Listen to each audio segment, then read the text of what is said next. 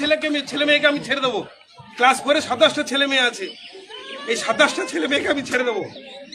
আমার স্কুল শূন্য হয়ে যাবে। এটা আমার স্কুল, আপনাদের স্কুল নয়।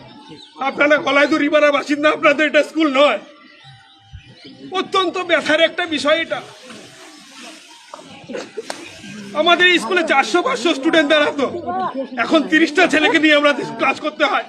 যে কটা ছেলে মেয়ে এসে পড়ালে কিছু ফিডব্যাক পাওয়া যায় না। অত্যন্ত ভালোবাসি আমি গলাইদুর স্কুলকে। আমি আমার জীবনের যে কদিন কর্মজীবন আছে আমি স্কুলকে ভালোবেসে যাব। আপনারা একটু দেখবেন গলাইদুরি পাড়া যারা আছেন, বাচ্চাদেরকে এখানে ভর্তি করার একটা ব্যবস্থা করুন।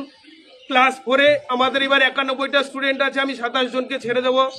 আমাদের স্কুলে স্টুডেন্ট দাঁড়াবে 60টা। আপনাদের ভালো লাগবে তো? এই স্কুলটা বন্ধ হয়ে যাবে আগামীতে, আপনাদের গ্রামের এই স্কুল বন্ধ হয়ে যাবে।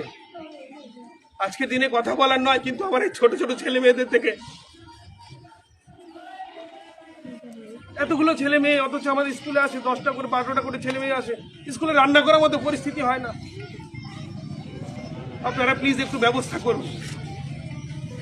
নেতাজির জন্মদিন আজকে অত্যন্ত গর্বের দিন, আমাদের প্রত্যেকটা ভারতবাসীর কাছে অত্যন্ত গর্বের দিন। তিনি না হলে আমাদের ভারতবর্ষ হয়তো স্বাধীনই হতো না।